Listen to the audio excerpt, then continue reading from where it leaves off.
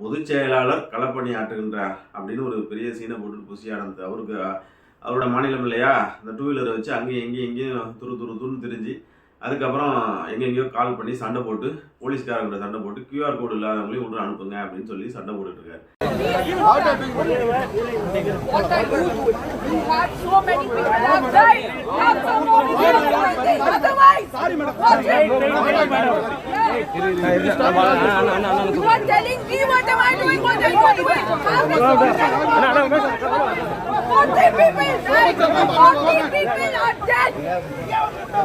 அதாவது ஒரு பொதுச் செயலாளர் பண்ற வேலையா, அதாவது தமிழக அரசும் தமிழக காவல்துறையும் தூங்கி விட்டது.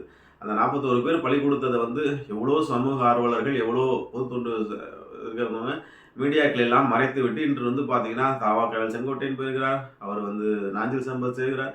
நாஞ்சில் சம்பத் ரெண்டு கட்சியில தான் சேரல. ஒன்று சிம்பு ஆரம்பிக்க போகிற கட்சி, இன்னொன்று சிவகார்த்தியன் ஆரம்பிக்க போகிற கட்சி, அதுக்கப்புறம் பார்த்தீங்கன்னா குட்டி ஆதித்யாராச்சும் இருந்தாங்கன்னா அவங்க ஆரம்பிக்கக்கூடிய கட்சி, அதில் மட்டும் தான் அவர் சேரலை.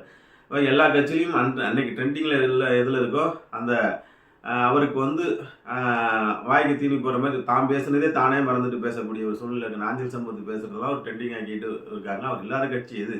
சிம்பும் சிவகார்த்திகனும் தனுஷும் ஆரம்பிக்காத கட்சியில் தான் இருக்கார். அதெல்லாம் தலைப்புச் செய்தி ஆக்கிட்டு அவங்க வராங்க இவங்க வராங்கன்னு தமிழக மீடியாக்கள் பேசிக்கிட்டு கொஞ்சம் எவ்வளோ பெரிய குற்ற உணர்வு. இன்றைக்கு பார்த்தீங்கன்னா விஜய் புதுச்சேரியில் போய் பேசுகிறாரு. அந்த 41 பேருக்கு ஒரு மௌன அஞ்சலியோ முத மக்கள்கிட்ட பேசுகிற பப்ளிக்காக பேசுகிறாரு.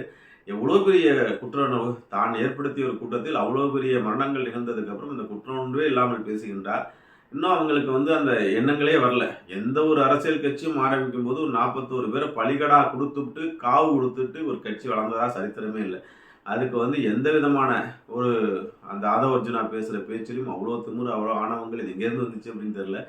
அந்த அந்த எதிர்கட்சியில் இறக்க வேண்டியதான், கட்சி வளர்க்க வேண்டியதான். எல்லோரும் சரி, எம்ஜிஆர் ஆகட்டும் கேப்டன் ஆகட்டும் எல்லாருமே எதிர்த்து தான் வந்தார்கள். ஆனால் இவ்வளோ பெரிய ஒரு அசம்பாவிதம் நடந்ததுக்கு அப்புறம் அதுக்கப்புறமும் புசி ஆனந்த் போய் போலீஸ்காரங்கிட்ட எல்லாரையும் அலோவ் பண்ணுங்கன்னு சட்ட விதிமுறைகளை மீறதுங்கிறது பெரிய பெரிய பெரிய பெரிய ஒரு அக்கப்போர் தான்.